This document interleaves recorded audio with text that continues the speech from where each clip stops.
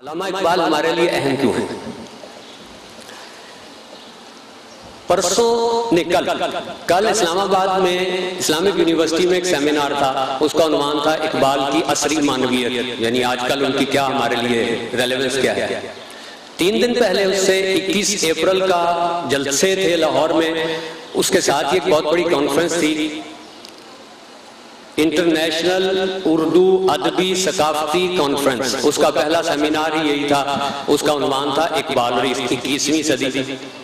اس سے ایک ہفتہ پہلے یا ابھی آگے چلتے ہیں، پرسوں الہ آباد میں ایک کانفرنس ہے، اس کا عنوان ہے اقبال کی عصری معنویت۔ تہران میں 3 مئی کو ایک کانفرنس ہے، اس کا عنوان بھی یہی ہے۔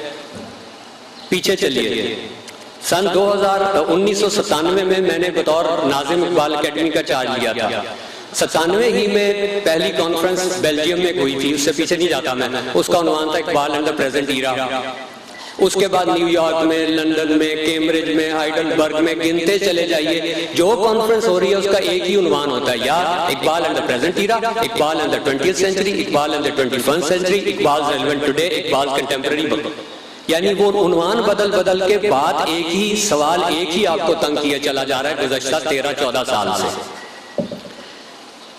یہ ذرا غور طلب چیز ہے، جب ہم اپنی ہی چیز کو کسی دوسرے کی اینک مانگ کر دیکھنے لگیں، دوسرے سے آنکھیں مانگ کر دیکھنے لگیں، تو یہ ایک لمحہ فکریہ اور خطرے کی گھنٹی ہوتا ہے کہ اپنی قابل فخر چیزیں، اپنی ثقافتی اقدار، اپنے قابل فخر کارنامے، اپنے بڑے لوگ، ان کی ریلیونس جب اب ان ٹرم سے، ان اقدار پر، ان پیمانوں پر متعین کرنے لگے جو مانگے ہوئے ہوتے ہیں، تو یہ خطرے کی گھنٹی ہوتی ہے۔ اور ہم 13 سال سے اپنے آپ سے یہی ایک سوال کیوں کر رہے ہیں؟ یہ کوئی نفسیاتی عارضہ ہو گیا ہمیں؟ یہ ہماری کسی ایسی چھپی ہوئی طلب کی تسکین کرتا ہے یہ سوال کہ ہم اقبال کی ریلیونس تلاش کرنے کا سوال کرتے ہیں، کبھی 21ویں صدی، کبھی 20ویں صدی، کبھی کنٹمپریری، کبھی یہ کبھی وہ۔ یہ بات تو ٹھیک ہے، سوال بھی جائز ہے۔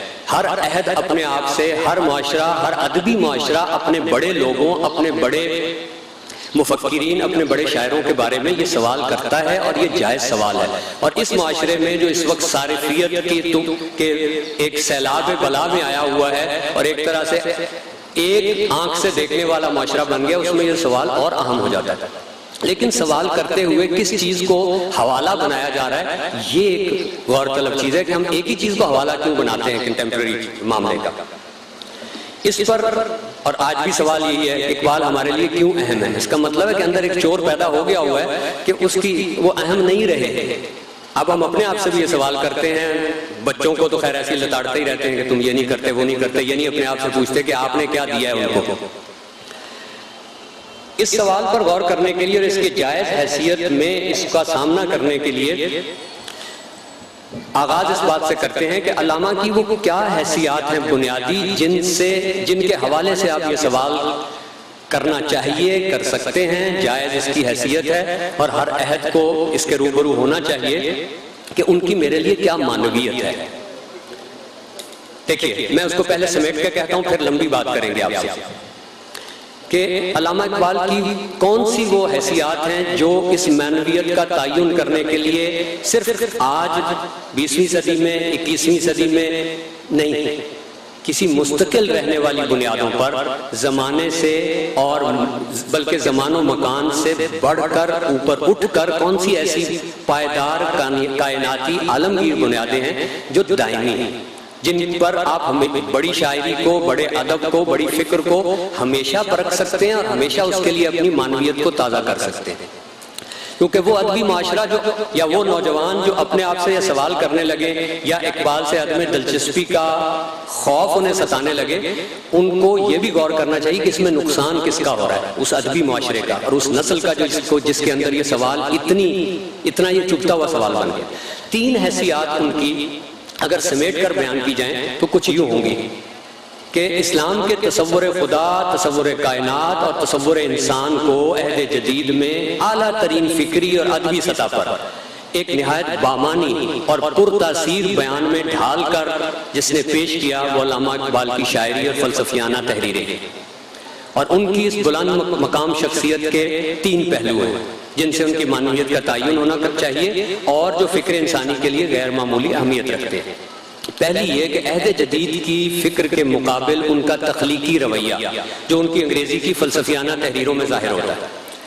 دوسری، انسان کے بنیادی سوالات، اور جیسے میں نے عرض کیا بھی، اسلام کے تصور خدا، تصور کائنات اور تصور انسان کو اردو فارسی شاعری کے وسیلے سے بیان کرنا جو خود حسن اظہار اور ہنرمندی کی بلند ترین سطحوں کو چھو لے. اور تیسری ان کی حیثیت بطور ایک سماجی اور سیاسی مصلح اور رہنما کی جو اپنی قوم کی رہنمائی اور مسائل کے حل کے لیے تجاویز دیتا ہے حسب ضرورت. اچھا، اگر یہ تین بنیادی حیثیات ہیں جن سے ان کا تعین ہونا چاہیے، تو ذرا ان کو ملا کر ان کے زمانے سے، ان کے عہد سے اور اقبال کی شخصیت سے دیکھیے کہ جب اقبال کا پورا تناظر، ان کا اقبالین پروجیکٹ کیا تھا، جب وہ اس دنیا میں اس صحن ادب، فکر و ادب میں وارد ہوئے تھے تو حالات کیا تھے، تاکہ ان تین حیثیات کو ان سے جوڑ کر دیکھنے میں آسانی ہو جائے اور کوئی معنویت زیادہ واضح ہو سکے. میں اس کو ایک اور طرح سے آغاز کرتا ہوں اس بات کا کہ اگر آپ ان کے ابتدائی کلام پر نظر ڈالیں اور کچھ ایسے موضوعات جو لوٹ لوٹ کر آتے ہیں، بار بار وہ سوال ابھرتا ہے اور آخر تک چلتا ہے، تو وہ فوری تین کے سوالات اس طرح کے آتے ہیں. اور یہ تین سوالات ان کی ان تین حیثیات سے متعلق ہیں، اور وہ تین سوالات، وہ پس منظر، وہ عہد، وہ اس عہد کے سوالات اور علامہ کے جوابات کو بھی ہمارے سامنے لے آتے ہیں. دیکھیے، سب سے پہلا سوال جو ان کو، جو بانگ درا سے ابتدا سے شروع ہو جاتا ہے، بار بار آپ کو نظر آئے گا. جس لمحہ تاریخ میں وہ اپنے آپ سے سوال کر رہے ہیں اور آپ کو دکھا رہے ہیں کہ جس لمحہ تاریخ میں میں نے آنکھ کھولی ہے اقبال، جس ہندوستان میں میں زندہ ہوں، یہ کیسی سرزمین ہے، یہاں کیسا قرب نفاق انگیز ہے کہ زمین رہتے ساتھ ہیں، دل پھٹے ہوئے ہیں، اور اس سے ہندوستان والوں کو بہت سے خطرات ہیں. یہ پہلی بات لوٹ لوٹ کر بار بار آتی ہے، اور اس کا تعلق آخر میں ان کی تیسری حیثیت یعنی مصور پاکستان سے جا کر جڑ جاتا ہے. ابتدائی دور میں وہ کہہ رہے ہیں اس پر کہ سرزمین اپنی قیامت کی نفاق انگیز ہے، وصل کیسا یہاں تو ایک قرب فراق آمیز ہے، بدلے یک رنگی کے یہ نہ آشنائی ہے غضب، ایک ہی خرمن کے دانوں میں جدائی ہے غضب، جس کے پھولوں میں اخوت کی ہوا آتی نہیں، اس چمن میں کوئی لطف نغمہ پیرائی نہیں. اس سے دوسرا سوال آ جاتا ہے کہ پھر شاعر اس کو کیا کرنا چاہیے، ذوق گویائی خاموشی سے بدلتا کیوں نہیں، میرے آئینے سے یہ جوہر نکلتا کیوں نہیں، کب زباں کھولی ہماری لذت گفتار نے، پھونک ڈالا جب چمن کو آتش پیکار نے. اچھا، یہی سوال دوبارہ آ رہا ہے جب سر سید کی لوح پر، وہ سر سید کی لوح تربت پر حاضر ہو کر انہوں نے اہل سیاست کے لیے، اہل تعلیم کے لیے، اور یہ جو اہل قلم ہوتے ہیں، شعراء جن کی سر فہرست ہے، ان کے بارے میں تین الگ الگ باتیں کی ہیں. وہاں بھی یہ سوال آتا ہے.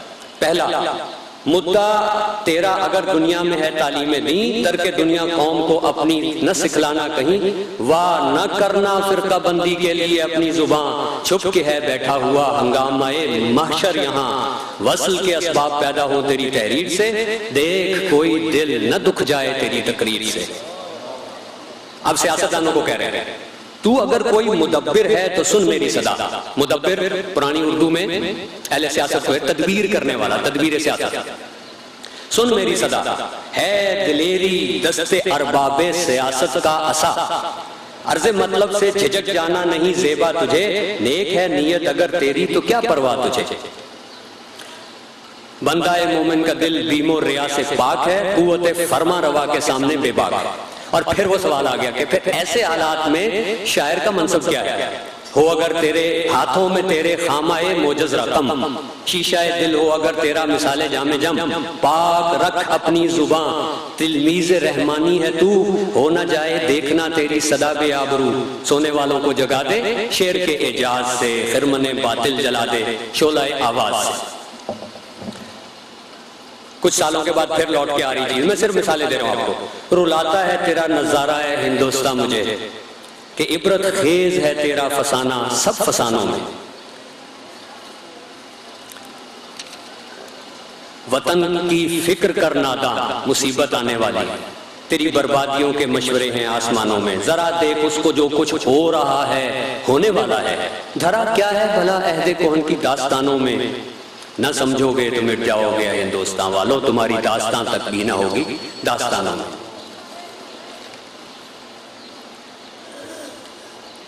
محبت ہی سے پائی ہے شفا بیمار قوموں نے، کیا ہے اپنے بخت خفتہ کو بیدار قوموں نے، اجاڑا ہے تمیز ملت و آئین قوموں کو، میرے اہل وطن کے دل میں کچھ فکر وطن بھی ہے۔ یہ باتیں یہ پہلا مسئلہ ہے جو ان کے سامنے پہلا مسئلہ۔ اچھا، دوسرا کہ جو اب ایک اور بات لوٹ کے آ رہی، دو میں نے آپ کے سامنے رکھ دیے، ایک کہ یہ حالات حاضرہ کیسے ہیں یہاں، اور دوسرا یہ کہ شاعر کا منصب کیا ہے، اسے کیا کرنا چاہیے اگر اس کو یہ ملکہ، یہ استعداد، یہ صلاحیت قدرت نے دی ہو۔ اب تیسرا سب سے اہم سوال آتا ہے ان تین حیثیات سے جو جڑ رہا ہے، جو فلسفے کی جہت ہے، اس پہ تفصیل آگے آئے گی۔ وہ کہہ رہے ہیں کہ آئی نئی ہوا چمن ہست و بود میں، کوئی نئی چیز فکری سطح پہ پیدا ہو گئی ہے کہ ہر دل میں خیال کی مستی سے چور ہے، کچھ اور آج کل کے کلیموں کا طور ہے۔ یہ ہدف فکر کچھ اور ہو گیا ہوا ہے، یہ نئی ہوا کیا آئی ہے اور آج کل کے کلیموں کا طور اور کیا ہے۔ یہ تیسری تھیم ہے جو لوٹ کے آتی ہے۔ شکوے میں آگے جا کے کہتے ہیں کہ عہد نو برق ہے، اب انداز دوسرا ہو گیا، نئی ہوا چلی تھی، نئے کلیم اور نئے طور ان کے، اب اس کے اثرات، اس عہد نو برق ہے، آتش زنے ہر خرمن ہے، ایمن اس سے کوئی صحرا نہ کوئی گلشن ہے، اس نئی آگ کا اقوام کہن ایندھن اور ملت ختم رسول شعلہ بپیراہن ہے۔ دنیا میں بھی ہے، عالم اسلام میں بھی ہے، ملت ختم رسول، اس پر بھی فکری کچھ ایسے اثرات ہو گئے۔ اب آئیے آپ ذرا اسلام کی صورتحال، ملت اسلامیہ ہندوستان کی صورتحال پر غور فرمائیں کہ یہ تینوں باتیں ہیں جس لمحے وہ کہہ رہے ہیں اس وقت ہماری تاریخی صورتحال ہے کیا؟ کالونائز ہو چکے ہیں، انگریز یہاں سیاسی غلبہ، سیاسی اقتدار حاصل کر چکا ہوا، مغربی تہذیب اپنے سیاسی غلبے کے ساتھ، فوجی غلبے کے ساتھ، اقتصادی غلبے کے ساتھ اور بعد میں تعلیمی غلبے کے ساتھ وارد ہو چکی ہندوستان میں، اور ہندوستان نہیں ہے، اس سے پہلے ترکی، اس سے پہلے مصر، عالم اسلام کی بڑی مرکزی جگہوں پر یہ چیز ہو چکی ہوئی ہے۔ اچھا، یہ صورتحال اسلامی تاریخ میں پہلی مرتبہ اس طرح ہوئی ہے کہ اسلامی تہذیب کو کسی ایسی دوسری تہذیب سے تصادم کا سامنا کرنا پڑا ہو فکری سطح پر، جس کا اپنا ایک تصور کائنات ہے۔ دیکھیے، تاتاریوں نے عالم اسلام کو ایک سرے سے لے کے دوسرے سرے تک پامال کر کے رکھ دیا، قابض ہو گئے، لیکن تاتاری آپ کو سیاسی اقتدار سے محروم کر سکتے تھے، آپ کو اقتصادی اقتدار سے محروم کر سکتے تھے، بہت سے محرومیاں دے سکتے تھے، لیکن ایک چیز نہیں کر سکتے تھے، آپ کے علمی اقتدار پر، آپ کے فکری تناظر پر قابض نہیں ہو سکتے تھے، ان کے پاس تھا ہی کچھ۔ علامہ نے کہا ہے نا کہ حکومت کا تو کیا رونا کہ وہ ایک عارضی صحت ہے، نہیں دنیا کے آئین مسلم سے کوئی چارہ، یہ تو ہوتا رہتا ہے، تلک الایام نداولھا بین الناس، کبھی ہم غالب کبھی وہ غالب، نہ ہم اسپین میں رہ سکے نہ کل کو امریکہ رہ سکے گا، یہ ایک اور چیز ہے۔ لیکن جس لمحہ تاریخ میں وہ پاک و ہند میں بر صغیر میں وارد ہوتے ہیں وہ بہت نازک تھا ایک اور اعتبار سے، سیاسی اقتدار تو بہت دفعہ گیا تھا، جیسے میں نے آپ سے عرض کیا کہ تاتاریوں نے بھی کیا تھا، لیکن مسلم تہذیب کو اپنی پوری تاریخ میں کبھی اس سے پہلے اس طرح کی کسی چنوتی کا، اس طرح کے کسی چیلنج کا سامنا نہیں کرنا پڑا تھا، کہ ایسا تصادم فکری کبھی نہیں ہوا تھا کہ پہلے سیاسی اقتدار چلا جائے گا اجنبی تہذیب کے ہاتھوں، پھر سماجی اقتدار چلا جائے، پھر تعلیمی نظام ہمارا بدل جائے، پھر مالیاتی نظام دوسروں کے کنٹرول میں چلا جائے، لیکن وہ تہذیب جس نے یہ سب کچھ کیا اب وہ تاتاریوں کے برعکس اپنا ایک الگ تصور کائنات رکھتی ہے، تصور انسان رکھتی ہے، تصور خدا رکھتی ہے، اور وہ اس کا اتنا مختلف ہے دنیا کی ساری پہلے کی تہذیبوں سے، تمام دینی تہذیبوں سے، کہ وہ گویا ایک طرح سے بالکل تضاد کی نسبت رکھتے ہیں۔ یہ ٹکراؤ اسلامی تہذیب کو اس سے پہلے کبھی فکری سطح پر نہیں اٹھانا پڑا تھا، یہ بہت ہی سنگین ایک چیلنج تھا، بہت سنگین چنوتی تھی۔ اچھا، اب یہ جو تیسرا سوال ہے کہ اگر نئی ہوا چمن ہست و بود میں آئی ہے، ایک آتش نو پیدا ہوئی ہے جو عہد کہن کو جلائے دے رہی ہے، اور وہ اس طرح فکری سطح پر ہے، تو پھر اس میں کیا کرنا چاہیے؟ اس سے پہلے جب بھی یہ سوال کس چیز سے ہے متعلق کہ حقیقت کیا ہوتی ہے، یہ آپ پوری کائنات کے بارے میں جو انسان بڑے سوال کرتا ہے کہ میں کیا ہوں، یہ کائنات کیا ہے، اس کے پیچھے کیا ہے، کچھ ہے یا نہیں ہے، اس کا مجھ سے کیا تعلق ہے، اس کے بعد کی زندگی سے کیا تعلق ہے، میرا آج کا رویہ ہونا چاہیے، موت کیا ہے، موت کے بعد کیا ہے، یہ بڑے بڑے انسانی سوالات جو ہیں، اس پہ انسان نے جب بھی غور کیا اس کا جواب حاصل کرنے کے لیے اس کے پاس ایک ہی دریچہ، ایک ہی روزن دید ہوتا تھا، وہ کیا تھا؟ آپ کے مذہبی صحیفے، وہی پیغام خداوندی۔ لیکن یہ عہد پہلی دفعہ ایسا تھا تاریخ فکر انسانی میں اور مسلم تہذیب کے چیلنجز میں جس کے کلیموں کا طور کچھ اور تھا، جو کچھ اس سوال کا جواب یا ان سوالات کا جواب حاصل کرنے کے لیے کسی اور جگہ سے رجوع کرتے تھے، صحیفہ خداوندی سے نہیں کرتے تھے، پیغام خداوندی سے نہیں کرتے تھے، ان کے لیے لیبارٹری سائنس سے پیدا ہونے والی جوابات حتمی و آخری ہوتے تھے۔ علامہ اسی کو آتش نو کہتے ہیں۔ یہ جو تیسری حیثیت ہے جو ان کی شاعری میں اور بھی کئی انداز سے لوٹ کے آتی ہے، اس کے اور باقی دو کے پیش نظر وہ اپنے آپ سے سوال کرتے ہیں کہ اگر صورتحال یہ ہے، یہ نئی ہوا چلی ہے، یہ آتش نو جو ہمیں لپیٹ میں لے رہی ہے، اور یہ ہمارے درمیان صورتحال نفاق کی ہے، تو اس صورتحال میں ایک شاعر، صاحب شعور ہستی، ایک بالا تر شعور رکھنے والے آدمی، دیدہ بینا کا منصب کیا ہے؟ مختصر الفاظ میں کہ میں شاعر ہوں تو شاعر کو کیا کرنا چاہیے، مجھے کیا کرنا چاہیے؟ میں صاحب فکر ہوں، صاحب شعور ہوں، شاعری کا غیر معمولی ملکہ رکھتا ہوں، تو پھر میرا فریضہ کیا ہے؟ What's the function of a poet؟ اسلامی تہذیب۔ اسی کی تین بنیادی حیثیات میں نے شروع میں سمیٹ کے عرض کر دی کہ پہلی حیثیت ان کی شاعر کی ہے جس نے اسلام کے تصور کائنات، تصور خدا اور تصور انسان کو اور ان تینوں کے باہمی رب کو اپنی اردو فارسی شاعری کے ذریعے حسن بیان کی اعلیٰ ترین سطح پر آپ کے سامنے پیش کر دیا، اور وہی جو ہماری طویل میراث فکر میں اور شعری اور ادبی روایت میں اس دھارے کو کہا جاتا تھا جسے ہم حکیمانہ شاعری، دانش کی شاعری، فلسفیانہ شاعری، الہامی شاعری، عارفانہ شاعری وہ کہتے ہیں۔ یہ ان کی پہلی حیثیت ہے، ان کی سب سے بڑی حیثیت ہے۔ اور جب ہم شاعری کہتے ہیں تو اسلام کی بات نہیں ہو رہی، صرف دنیا کی بڑی شاعری کی بات ہو رہی ہے۔ بڑی شاعری لازماً وہ ہوتی ہے جو انسان کو ان بنیادی سوالات کے روبرو کرتی ہے جن کا میں نے ابھی ذکر کیا، جو انسان کے سوال ہے، ہندو مسلمان کے سوال نہیں ہے، پاکستانی غیر پاکستانی کے سوال نہیں ہے، انسان کے بنیادی سوال ہے کہ میں کون ہوں، کہاں سے آیا ہوں، کہاں جا رہا ہوں، یہ کائنات کیا ہے، خدا کیا ہے، اس کائنات کی بات کیا ہے، اس کے ساتھ میرا تعلق کیا ہے، یہ بنیادی سوالات ہیں۔ بڑی شاعری ان سے آپ کو روبرو کرتی ہے، اور اگر آپ کو روبرو نہیں کرتی تو وہ بڑی شاعری نہیں ہوتی۔ علامہ کی ساری بڑی شاہکار شاعری انہی سوالوں سے آپ کو روبرو کرتی ہے، اور ان کی معنویت جانچنے کا ایک سب سے بڑا پائیدار پیمانہ یہ ہے کہ اگر وہ اس لحاظ سے آپ سے کوئی بامانی بات کرتی ہے تو ان کی معنویت کل بھی تھی، آج بھی ہے اور کل بھی رہے گی، اور اس کا جواب وہ حسن بیان کی اعلیٰ ترین سطح پر دیتے ہیں۔ اسے ہم انگریزی میں کہتے ہیں پوئٹیکلی میڈیٹڈ تھاٹ۔ اب میں نے ایک بات کی کہ حسن بیان کی اعلیٰ ترین سطح پر دیتے ہیں، شعر کی زبان میں دیتے ہیں۔ یہاں سے ایک اور بات پر غور کرنا ضروری ہے کہ آپ لوگ اکثر یہ لفظ استعمال کرتے ہیں، جو لفظ بہت زیادہ استعمال ہو وہ اپنی دھار، اپنی تاثیر کھو بیٹھتے ہیں، کند ہو جاتے ہیں۔ شاعر مشرق بہت استعمال کرتے ہیں۔ کبھی آپ نے غور کیا کہ جب علامہ کو شاعر مشرق کہا جاتا ہے تو یہ صرف اتفاقی بات ہے، اظہار عقیدت ہے، جذباتی چیز ہے، یا اس میں کوئی نکتہ ہے، کوئی گہری بات ہے؟ ویسے تو اس کا جواب وہ بھی ہو سکتا تھا جو شاہ جہان نے ایرانی بادشاہ کو دیا تھا۔ اس کا سفیر آیا، اس نے آ کر پوچھا ان سے کہ حضور بادشاہ ہند صاحب آپ ہیں تو شہنشاہ ہند اور لکھتے ہیں اب شاہ جہاں، یہ آپ شاہ جہان کیوں کہلواتے ہیں؟ اب وہ چکرائے تھوڑا سا، درباریوں سے مشورہ کیا تو کسی زیرک وزیر باتدبیر نے ان کو کہا کہ اس کو بلا کر یہ جواب دیجئے کہ علم الاعداد کے اعتبار سے شاہ جہان کے بھی اتنے ہی اعداد ہوتے ہیں جتنے شاہ ہند کے۔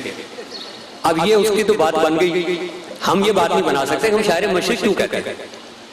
غور کیجئے کہ اس شاعر مشرق کی ترکیب میں دو لفظ ہیں، شاعر اور مشرق، اور جب ہم مشرق کہتے ہیں تو اس سے مراد ہم ہی نہیں ہوتے صرف، اس سے مراد ہندو تہذیب، بدھ تہذیب، عیسوی تہذیب یعنی رینیسانس سے پہلے کی عیسوی تہذیب، یہودی تہذیب، مسلم تہذیب، سبھی ہوتی ہیں. سب میں تصور شعر کیا رہا ہے ہمیشہ، رینیسانس تک اور جدید دور پہلے سے پہلے تک سب تہذیبوں کا تصور شعر ایک ہی تھا، مشترک تھا. عنوان الگ الگ رہے ہوں، الفاظ الگ الگ رہے ہوں، اسالیب الگ الگ رہے ہوں، اس کے بعد تبدیل ہوا. ورڈزورتھ نے ہمیں یہ بتانا شروع کیا کہ شاعری کیا ہوتی ہے، spontaneous over flow of powerful feelings.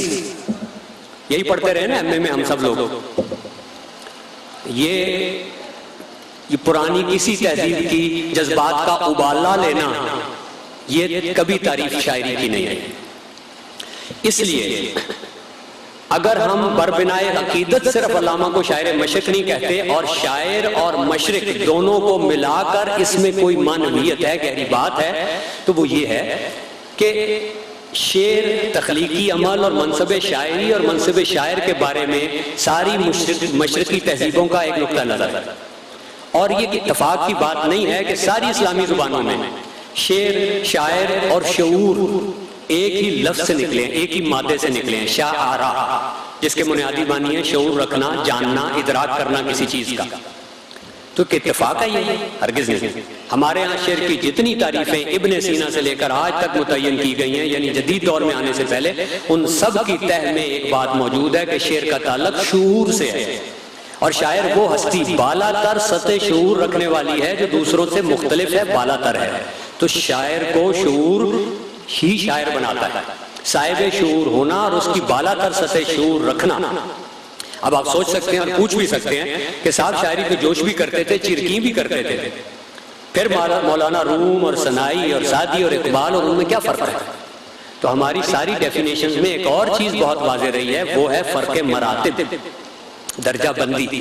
جس طرح کائنات کی ہر چیز میں درجہ بندی ہے، فوق کل ذی علم علیم، علم کی درجہ بندی ہے، وجود کے مراتب میں مراتب ہیں، اسی طرح شاعری میں بھی درجہ بندی ہے. کچھ شاعر وہ ہوں گے جن کو شعور صرف ایک چیز کا ہے، ردیف، قافیہ اور آہنگ کا، ردم. یہ پہلی سطح شاعری ہے. قانون کے مطابق شاعری ہو جائے گی 1 2 3 4 5 6 7 8 وزن میں آ گیا. اس سے ذرا اوپر اٹھیے تو شاعر وہ شاعر ہوں گے جن کی سطح شعور قدر بلند ہے. ان لوگوں کو آہنگ کا شعور بھی ہے، قافیہ اور ردیف کا شعور بھی ہے، اور اس میں حسن بیان پیدا کرنے کے، لطف سخن پیدا کرنے کے جو عناصر شامل کیے جاتے ہیں، تشبیہ، کنایہ، استعارہ، اس کا بھی شعور ہے، لیکن یہیں تک رہ جاتا ہے. یہ شاعری کی اور شعور کی دوسری سطح ہے. اس سے تھوڑا اور اوپر اٹھیے تو وہ شعراء ہیں جنہیں ردیف، قافیہ، آہنگ کا بھی شعور ہے، جو اس میں حسن بیان پیدا کرنے کے عناصر کا استعمال بھی جانتے ہیں، اور اس کے ساتھ وہ اس میں انسانی احساسات اور جذبات اور تجربات کو سمیٹ کر اس کو بیان بھی کرنا جانتے ہیں. یہ ایک درجہ اور ہو گیا. آپ دیکھ سکتے ہیں کہ اس کے ان درجات میں کون کون شاعر آ رہا ہے. فیض صاحب یہاں وارد ہوتے ہیں، بہت سے لوگ اور بھی ہیں. ذرا اور اوپر اٹھیے تو پھر وہ شاعر آتے ہیں جن کے ان سارے عناصر کے ساتھ، یعنی قافیہ، ردیف، حسن بیان کے اسالیب، حسن اظہار کے ذرائع، ثنائے بدائع، ان سب کی رعایت اور بھرپور استعمال کے ساتھ اور تجربات انسانی کو سمو کر بیان کرنے کے ساتھ ایک سطح اور اوپر اٹھتی ہے کہ وہ ان بڑے معنی، بڑے مفاہیم، بڑے سوالات کو بھی شامل کرتے ہیں، فلسفہ، واعظ، نصیحت، اخلاق اور دیگر بڑے موضوعات. انسان کا سب سے اوپر کی صف میں وہ شعراء آتے ہیں جن میں یہ سارے عناصر جو میں نے ابھی بیان کیے، حسن بیان کے عناصر، حسن معنوی بھی موجود ہے، اور وہ بیان حقائق بھی کر رہے ہیں. یہ دانش برہانی اور دانش نورانی کے شاعر علامہ کے اپنے الفاظ ہیں. وہ انسان کو کی ان باتوں سے آپ کو روبرو کرتے ہیں جن کا بھی ہم نے ذکر کیا، وہ بنیادی سوالات کہ وہ اگر نہ کریں تو بڑی شاعری نہیں ہوتی. 20ویں صدی میں 4 بڑے شاعر کہے گئے ہیں، T S Eliot, W B Yeats, Pablo Naroda اور علامہ اقبال. اور ان سب میں یہ قدر مشترک ہے کہ وہ ان بڑے سوالوں کے ساتھ آپ کے پاس آتے ہیں اور آپ کو اس سے آنکھیں چار کرنے پر مجبور کرتے ہیں، اور کس طرح لفظ کے وسیلے سے تلاش جمال کرتے ہیں. یہ شاعری کا بنیادی منصب ہے کہ وہ بڑے معنی تک آپ کو لے جائے، بڑے مفاہیم کے آپ کو روبرو کرے، بنیادی سوالات سے آنکھیں چار کروائے، اور کس وسیلے سے کروائے؟ حسن بیان کے وسیلے سے کروائے، تلاش جمال، لفظ کے وسیلے سے تلاش جمال کرتے ہوئے کروائے.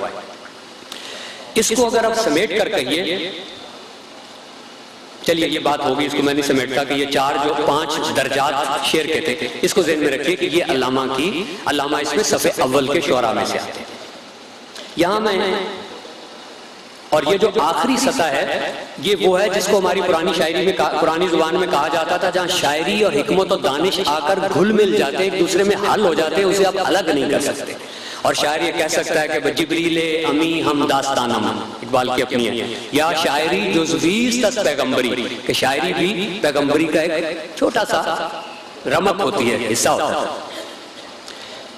ایک بات ہم اکثر بھول جاتے ہیں کہ علامہ اقبال کی نسل میں ان سے پہلے ان کے بعد کوئی دوسرا شخص ایسا نہیں تھا۔ یہ میں اس شاعری کی حیثیت کے حوالے سے آپ کو یاد دلا رہا ہوں، جو بیک وقت دنیا کی 5 بڑی زبانیں تو وہ 7 جانتے تھے، لیکن دنیا کی 5 بڑی زبانوں کے شعر و ادب کے ذخیرے پر دسترس رکھتا ہو اور اس کا سارے محاسن، اس کے سارے موتی نگینے اپنے قارئین تک پہنچا سکتا ہو۔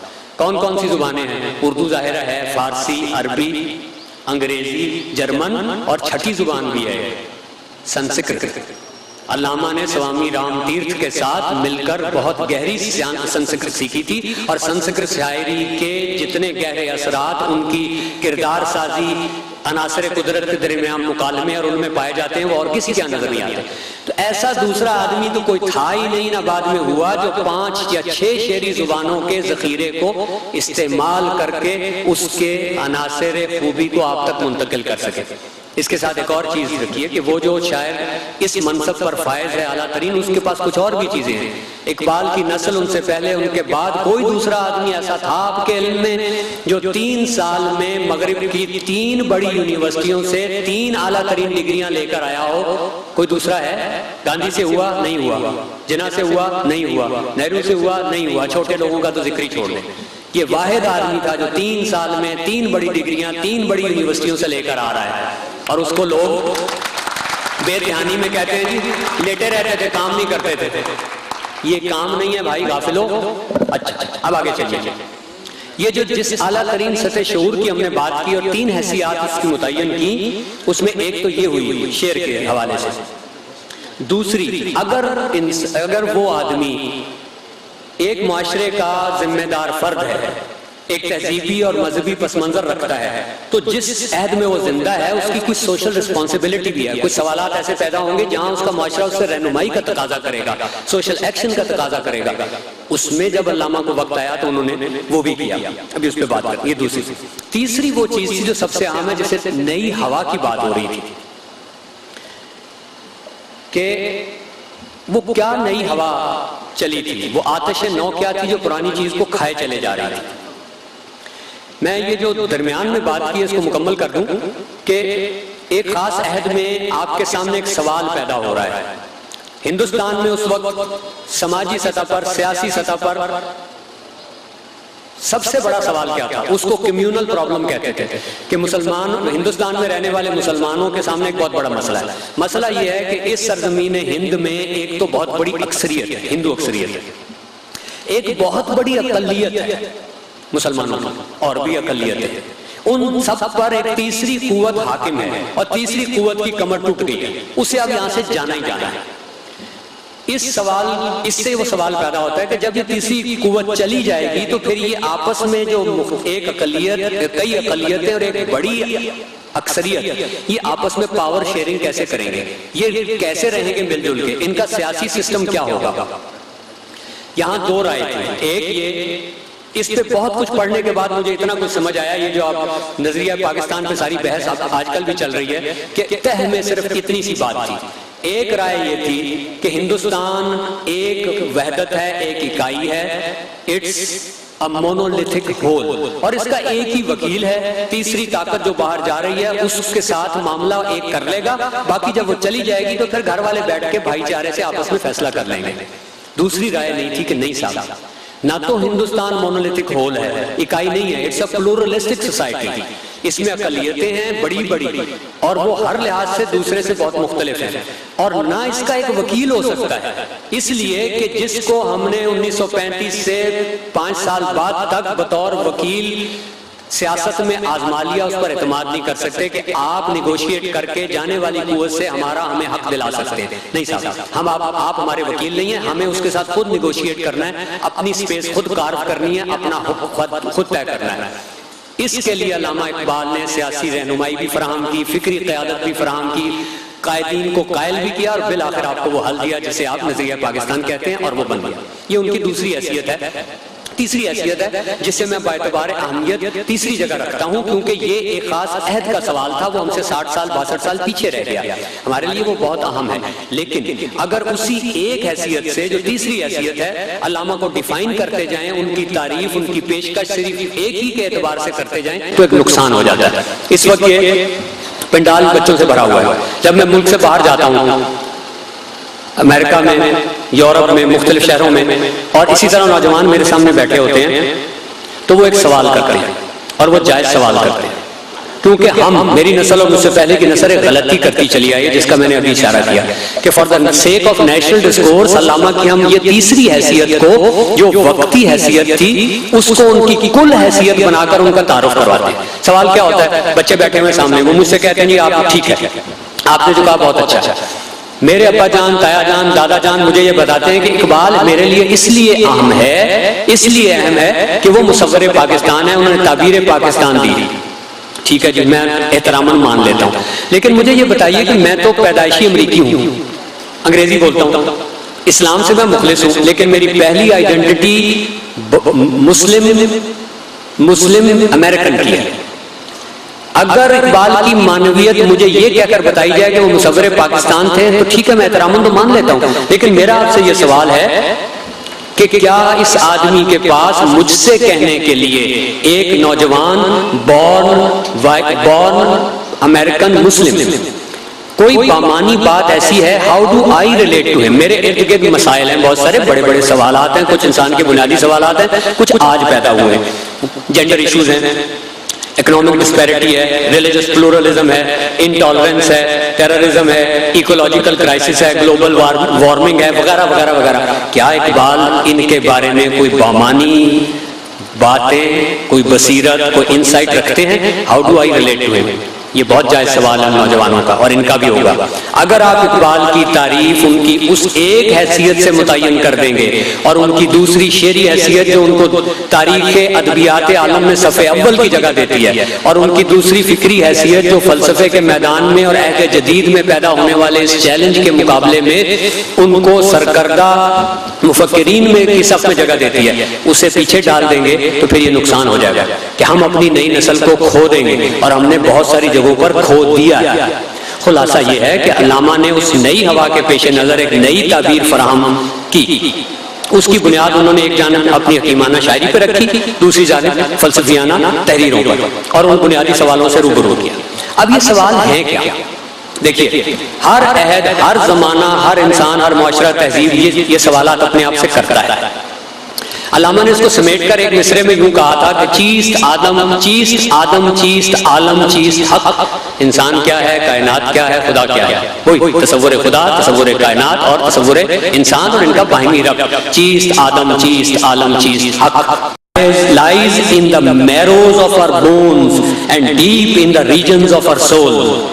All great literature, poetry, art, philosophy, psychology and religion tries to name and analyze this longing. یہ جو ہمارے اندر طلب. We are seldom in direct touch with it, and indeed the modern world seems set on preventing us from getting in touch with it by covering it with an unending phantasmagoria of entertainment, obsessions and distractions. یہ وہی بات ہے جس کی ہم نے بنیادی بات کی تھی. علامہ نے جب یہ سوال اٹھایا تھا کہ چیز آدم،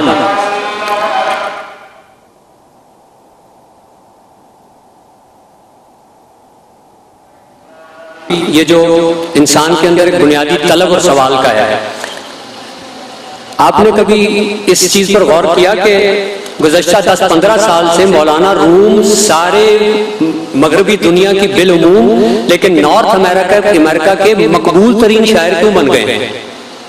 صرف اسی بنیادی وجہ سے کہ وہ اس خلا کو، اس معاشرے میں پیدا ہونے والے اس خلا کو پر کرتے ہیں، بنیادی اس سوال کا جواب دیتے ہوئے آپ کو۔ کوئی وجہ ہے نا کہ ایک یہاں سے جانے والا شاعر، مقبول ترین شاعر ہے نارتھ امریکہ کا، دو تو اس کی بنیادی سامنے کی باتیں ہیں کہ ایک تو وہ شعر کی زبان میں کلام کرتے ہیں، اور شعر روح انسانی کا وسیلہ اظہار ہمیشہ سے رہا ہے یونیورسلی۔ دوسرا یہ کہ ساتھ وہ عارفانہ بات بھی کرتے ہیں ان سوالات کا جواب دیتے ہوئے، اور یہ دس از اے وننگ کمبینیشن۔ جب عرفانی نقطہ نظر اور شعر کا وسیلہ اظہار اکٹھا ہو جائے تو اس سے بہتر کمبینیشن نہیں ہوتا۔ علامہ اقبال کے ہاں بھی یہی کمبینیشن پایا جاتا ہے، کیونکہ وہ خود یہ اعلان کرتے ہیں آپ کے لیے کہ چوں رومی در حرم دادم ازاں من ازوا مختم اسرار جامن، کہ رومی کی طرح میں نے بھی حرم، یہ ملت اسلامیہ کے حرم میں اذان دی، ازوا مختم اسرار جامن۔ یہ جو گہری نکتے کی باتیں ہوتی ہیں حیات کائنات کے بارے میں، یہ میں نے اس سے سیکھی ہیں۔ بدور فتنہ عصر کہن او، پرانے زمانے میں جو ایک فتنہ فکری پیدا ہوا تھا اس کے لیے کون تھا؟ رومی۔ بدور فتنہ عصر رواں من، آج کے عہد میں جو یہ فتنہ فکر پیدا ہوا ہے اس کے لیے کون ہوں؟ میں۔ اور یہ چیز وہاں جڑ گئی آ کر کے، جو دوسری نئی ہوا چلی تھی اس میں علامہ اقبال اپنے آپ کو رومی کا وارث قرار دے کر یہ کلیم کر رہے ہیں۔ اور ایک اور جگہ بھی کہتے ہیں کہ ہم خوگر محسوس، علامہ کی طبیعت میں انکسار بہت تھا، ہم کو اپنے آپ کو خامخواہ شامل کر لیا اس میں، ہم خوگر محسوس ہیں ساحل کے خریدار، ایک بحر پرا شوق و پر اسرار ہے رومی، تو بھی ہے اسی قافلہ شوق میں اقبال، جس قافلہ شوق کا سالار ہے رومی، اس عصر کو بھی اس نے دیا ہے کوئی پیغام، کہتے ہیں چراغ رہے احرار ہے رومی۔ تو اب وہ بات آئی کہ یہ کون سے سوالات ہیں؟ علامہ نے جو کہا تھا نا کہ چیست آدم، چیست عالم، چیست حق، تو ساری انسانی تاریخ میں، تمام تہذیبوں میں تصور خدا، تصور انسان اور تصور کائنات سے متعلق اس سوال کا جواب حاصل کرنے کے لیے ایک ہی روزن دید تھا، حقیقت پر نظر کرنے کا ایک ہی دریچہ تھا، پیغام خداوندی۔ پھر ایک انحراف ہوا، مغرب جدید کی تہذیب کے فکری سفر کا رخ کسی اور طرف ہو گیا، دنیا کی تاریخ میں ایک فکری انقلاب واقع ہو گیا، جدیدیت کا روزن دید کچھ اور تھا، حقیقی اور غیر حقیقی کا تعین ایک اور زاویے سے کسی اور طریقے سے کیا گیا تھا، تصور خدا تبدیل ہوا، تصور انسان میں تغیر آیا اور تصور کائنات بھی بدل گیا۔ ان کے جلو میں انسان، کائنات اور انسانی معاشرے کی ہر چیز کے معنی بدل گئے، اور رفتہ رفتہ حیات و کائنات کی معنویت، جواز وجود اور منتہا و مقصود کا سارا سوال بے معنویت کی نظر ہو گیا۔ انسان کی وہ مشترکہ میراث فکر جس کی جلوہ گاہ تہے نقاب پناہ تھی، رد کر دی گئی۔ علامہ کہتے ہیں نا کہ پناہ تہے نقاب تیری جلوہ گاہ ہے، ظاہر پرست محفل نو کی نگاہ ہے، آئی نئی ہوا چمن ہست و بود میں، اے درد عشق اب نہیں لذت نمود میں۔ کیونکہ یہ انجمن ہے کشتہ نظارہ مجاز، یہ اب وہ فکری سوال بیان کر رہے ہیں کہ عہد جدید کو ہوا کیا ہے، نئی ہوا چلی کیا ہے، مقصد تیری نگاہ کا خلوت سرائے راز، ہر دل میں خیال کی مستی سے چور ہے، کچھ اور آج کل کے کلیموں کا دور ہے، عہد نو برق ہے، آتش زن ہر خرمن ہے، ایمن اس سے کوئی صحرا نہ کوئی گلشن ہے، اس نئی آگ کا اقوام کہن ایندھن ہے، ملت ختم رسول شعلہ پہلا پیراہن ہے۔ اور اس فکری انقلاب نے صحن مغرب سے نکل کر باقی دنیا اور پھر عالم اسلام کو بھی اپنی لپیٹ میں لے لیا ہوا، اور دل کے ہنگامے مئے مغرب نے خاموش کر دیے ہوئے، اور عذاب دانش حاضر، یہ علامہ کے الفاظ ہیں سارے، اس کے جواب میں انہیں کچھ کرنا ہے آگے دوسری حیثیت میں اپنے اور شعر کے وسیلے سے۔ اب یہاں دیکھیے کہ انہوں نے سارا اپنا اقبالیان پروجیکٹ کیا بنایا، لایا عمل کیا کیا ہے۔ اقبال کے اپنے الفاظ میں وہ کہتے ہیں کہ میں نے دو طرح کے کام کیے، یہ ان کی انہی دو بڑی فکری حیثیات کی طرف اشارہ ہے ان کے اپنے الفاظ میں جو میں نے ابھی بیان کی تھی۔ من بطب عصر خود گفتم دو حرف، میں نے اپنے زمانے سے دو طرح کی باتیں کی ہیں، کردام بحرین را اندر دو ظرف، میں نے دو سمندروں کو دو کوزوں میں بند کر دیا، حرف پیچا پیچ و حرف نیش دار، ایک وہ ہے جو منطق و استدلال کی پیچیدگیوں کے وسیلے سے بات کرتا ہے، یعنی فکر استدلالی، فلسفے کی زبان، اور حرف نیش دار وہ جو سیدھا دل پہ اثر کرتا ہے، چبھ جاتا ہے، دل نشیں ہو جاتا ہے۔ حرف پیچا پیچ و حرف نیشدار تا کنم عقل و مردہ، عقل و دل مرداں شکار۔ ایک طرف لوگوں کی فکری اصلاح، عقل و دل مرداں شکار، دونوں کا شکار کیا جا سکے، ایک شعر سے ایک فلسفے سے۔ حرف تہدار بانداز فرنگ، مغربی فلسفے سے جو چیلنج آیا تھا اسی کے انداز میں، اسی کے اسلوب میں، اسی کے انداز فکر اور انداز استدلال میں جواب دے رہا ہوں۔ حرف تہدار بانداز فرنگ، نالائے مستانہ ازتار چنگ، یہ شعر کی زبان ہے۔ نالائے مستانہ، نالا وہ اپنی ساری شعری گفتگو کے لیے کنایہ ہمیشہ استعمال کرتے ہیں۔ آب جویم از دو بحر اصل منس، فصل من فصلست ہم وصل منس، تا مزاج عصر ما دیگر فتاد۔ میرے زمانے کا جب کچھ فکری خمیر، فکری مزاج خراب ہو گیا تو تب من ہنگامہ دیگر نہاد، تو میں نے یہ دو کام کرنے کی ٹھانی اور یہ کیا۔ یہ ان کی ان دونوں تینوں حیثیات کا خلاصہ ہے کہ اس کے بعد انہوں نے عمر بھر کیا اقبالین پروجیکٹ بنایا اور کس طرح کیا، ایک شعر کی زبان سے، ایک اس کی زبان سے۔ اور شعر کی زبان میں جو انہوں نے کارنامہ کیا وہ ان کے فلسفیانہ سے بڑھا ہوا ہے، کیونکہ شعر میں انہوں نے وہ کیا جو ان چار بڑے شاعروں، بلکہ دنیا کے بڑے شاعروں کا کی آرزو یہ ہوتی ہے، منتہا کمال یہ ہوتا ہے کہ وہ چیز جو تصور میں ہے، جو فکری سطح پر ہے، وہ آپ کے احساس میں اور وجود کی ساری سطحوں کو متاثر کرنے والی حیثیت میں ڈھل جائے۔ علامہ اس کو اپنے شعر سے یہی بڑا کام کرتے ہیں کہ وہ بڑے معنی، وہ بنیادی سوالات صرف فکر کی سطح پہ نہیں رہتے، صرف تصوراتی سطح پر نہیں رہتے، بلکہ انسان کی تمام سطح جتنی سطح وجود ہیں، احساس، جذبات اور تشکیل اعمال کی، ان سب پر وارد ہو کر آپ کو پوری طرح اپنی لپیٹ میں لے لیتے۔ یہ وہ بڑی معنویت ہے جو ہر عہد کے لیے معنویت ہے، کل بھی تھی، آج بھی تھی اور کل بھی ہوگی۔ شکریہ۔